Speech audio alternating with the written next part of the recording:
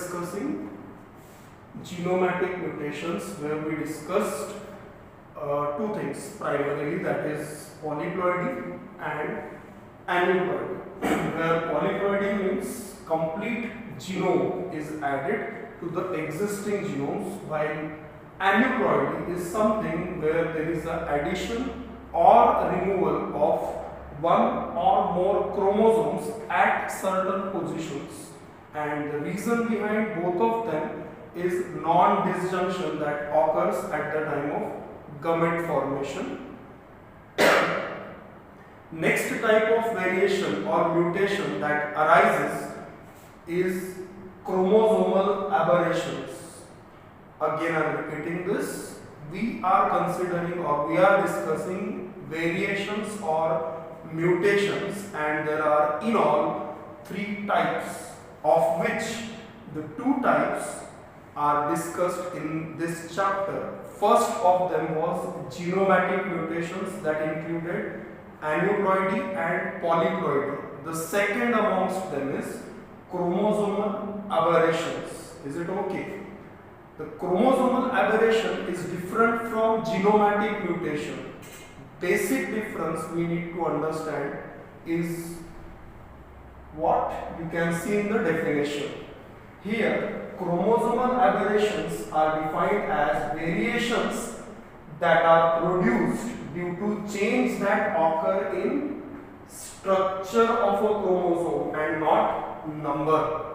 Genomatic mutation was something that was related to number of chromosome. Chromosomal aberration has nothing to do with number, but here there is a change that occur in structure.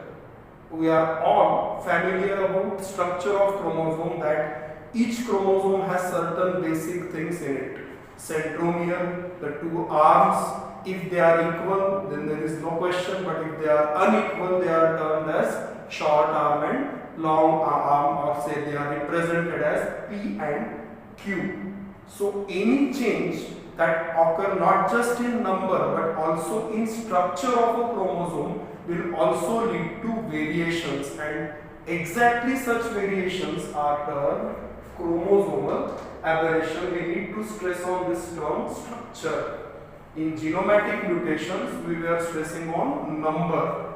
Here there is no change in total number of chromosomes, but there will be change in structure of a chromosome, maybe at one or more positions. Now if you see, this is an already studied thing, that gene occur in a linear sequence on every chromosome, and every chromosome has a certain number of genes on it, where all the genes present on one chromosome forms one linkage groups. Now why it is called linkage group? Because if there is no recombination or crossing over, then all the genes present on one chromosome will be transmitted to next generation as it is or without any change, right? So that's why we call all the genes present on one chromosome as one linkage group. So therefore, if any structural change occur in a chromosome, there will be disturbance in a linkage group that will lead to variation, typically called chromosomal aberrations. Now, if we speak of different types of structural changes that can occur in a chromosome in the form of aberrations, they are like deletion, translocation, then there is deficiency, then there is inversion, duplication, etc. We will discuss them one by one, and we are starting with the first type of chromosomal aberration, that is deletion. Now we can understand very easily by the name deletion. It means removal of some part of the chromosome. Here we are specifically defined it like, it is a kind of chromosomal aberration where there is a deletion of some part of chromosome at any random position. Here, for example, we are taking a chromosome with say 8 genes, A, B, C, D, E up to H. These 8 gene forms one linkage group, right?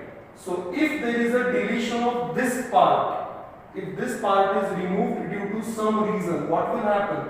See the resultant effect. These 4 genes are intact, but now these 2 genes E and F are gone. Because of these genes are deleted, the size of chromosome is now reduced. So what is the resultant effect of deletion as a chromosomal aberration on a chromosome? His size deletion results in decrease in the length of chromosome, which will be evident in meiotic synapses formation. You will see that one of the chromosome has reduced in its length. Now, what typical terminology we should use for such kind of structural change? We use the term deletion. It's a kind of chromosomal aberration. Is it okay? One of the prominent disease or disorder that occurs due to deletion is Cry-du-Chat syndrome, where a person speaks and whenever he or she speaks, it sounds like a crying. That's why it is called Cry-du-Chat disease. It occurs particularly due to deletion. This is another question again. Cry-du-Chat syndrome occurs due to what kind of chromosomal aberration? It is due to deletion type of chromosomal aberration. And which chromosome is particularly involved? It's chromosome number 5, which is particularly deleted, that results in Cry-du-Chat disease. Similarly, like that of deletion, there is another type of chromosomal aberration called translocation. It typically means shift or change in a location. It is evident from its definition. See the definition first.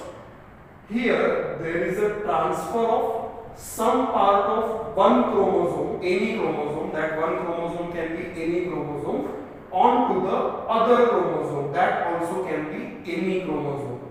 So on the basis of whether there is a shifting of some part of chromosome from one to other chromosome, or there is a shifting of some part from other chromosome to the first chromosome, there are 2 types of translocations.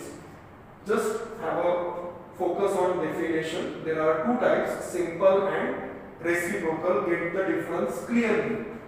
In simple translocation, what happens is there is a transfer of some part of one chromosome onto the other, but not vice versa. Means other chromosome do not shift any of its part to the first chromosome.